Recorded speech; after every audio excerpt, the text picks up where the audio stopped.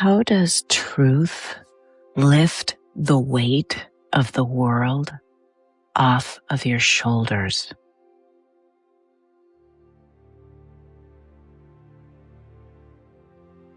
The Bible says that Jesus taught, "Ye shall know the truth, and the truth shall set you free." When we hear the word know, K-N-O-W, we feel this has to do with knowledge, but it does not. This has to do with experience. To know something, we must experience it. Otherwise, it's just book knowledge. It's not knowing. Knowing is something we feel so deeply that it's unshakable. From within our system, it can't be separated from us. There's a term where people say, once you see this, you can't unsee it. It's that kind of knowing. Once you know this truth within you as deep conviction, even that's not the right word because that implies it's a choice. When you know this beyond choice, systemically within yourself, this is a knowing.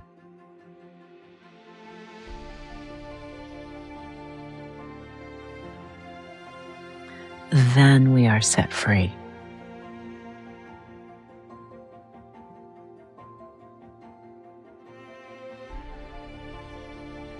It is an impossibility to truly know this truth, these truths that Jesus taught, and live differently than he did. And I don't mean live as him as a teacher, because that's what he was, a master teacher, guru, a great mystic.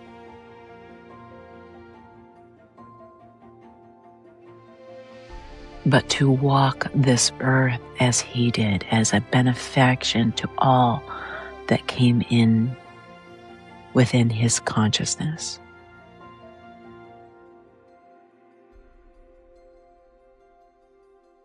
That his mere presence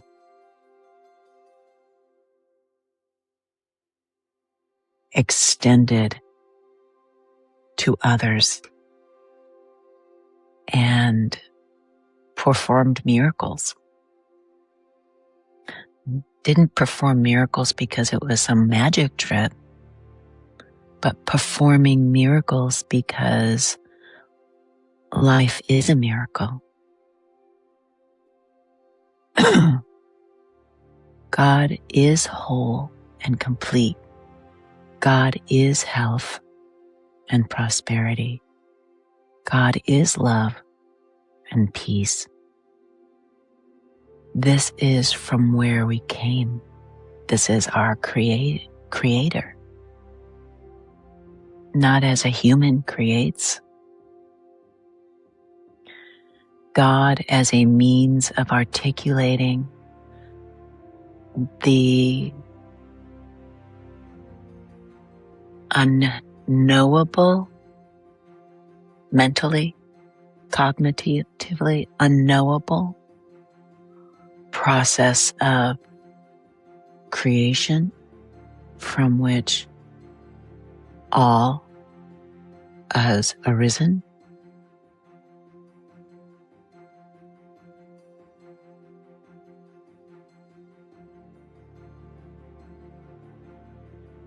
And because we are all part of this God field, if you will.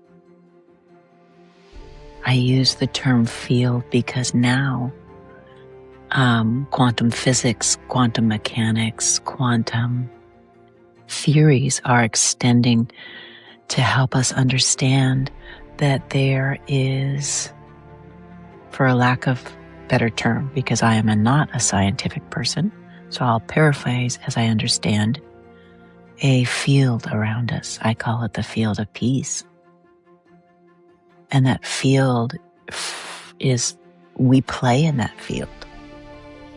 And that field is from where we came and where we play and where all creation is. And this is God. We are part of God. And when we recognize our role in this universal unfoldment of God, and when we recognize that the truth of our being is that we are exactly as we were created, whole, complete, loving, not cruel, not competitive, not needing to fight, not needing to take from others in order to have, but part of a reciprocal, loving, healing, ever-expanding universe. This is the field of creation. This is God in action. We are God in action, as is all of life that we observe with our human eyes. And when we begin to know this truth through experience, now how do we get to that experience? This is where the books come in. This is where repetition comes in. So it's not just one book, it's book after book after book. It's keep searching, keep reaching for teachers. And when you find one that you resonate with, grab a hold, stay as long as it feels right, and then move on to the next. And you keep going. And I do not know where the saying comes, but the saying is, when the student is ready, the teacher arrives. That was my experience. When I was ready, the teacher arrived. And my teacher, my master, is Jesus. He happens to have passed away. And I believe that from human form, thousands of years ago, but I believe part of my journey to knowing had to come also with understanding that we don't pass away. And that he is not dead, just as we know our past loved ones are not dead. We sense it. We know it. That's what this relationship is. And he still manages to teach through others who quiet themselves enough to hear him and who feel pulled towards his teaching. Now, there are many other people, loving, gentle people, who are called to the teachings of Buddha and who are called towards the teachings of many great masters. And that is their teacher. That's what comes and unfolds for them. There are many loving people who resonate with the teachings of Yogananda, Paramahansa Yogananda. And his teachings flourish within the hearts of so many. And these teachings flourish because they are alive. As you work the information that you learn about, as you sit and you quiet yourself and you listen to what they were telling us, that that the kingdom of God is within us, the efforts that you take in that process to quiet your mind, deeply contemplate. This is meditation. Deeply contemplate these great truths, and then quiet your mind and stop thinking and let it percolate in a place within you that doesn't cognitively think, doesn't assess or analyze, but just open yourself up to hear. Imagine there's a beautiful field that we live in. This field is God. It is us. It makes us. It is our source, our creator. And all the information is there for us. All answers. God is omnipotent. God is omniscient, all-knowing. God is omnipresent everywhere, within everything. And so when we quiet and access this from a very quiet place, things start to teach us from within us. That is the teacher. That is what Jesus referred to as the Father within. Father. That was his language, human language, which is limited, being used as pointer to this greater mystical truth.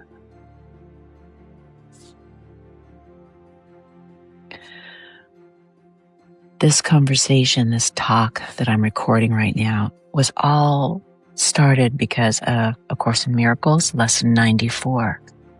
I am as God created me.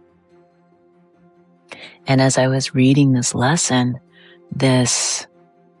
what I began to understand is what a relief it is to know that this human personality that I have developed over my human lifespan as a coping mechanism, really, just to cope with the world, the scary, aggressive, demanding, competitive, be killed world that we find ourselves in human life right now.